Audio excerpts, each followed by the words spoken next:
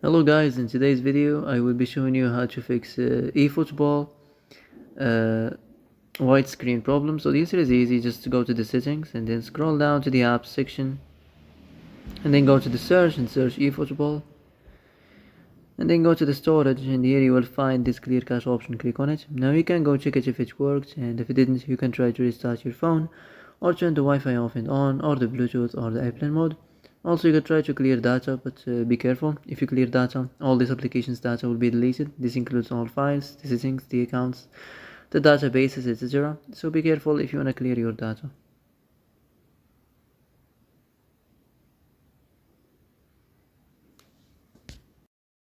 And that's it for today's video. I hope this is the answer you've been looking for.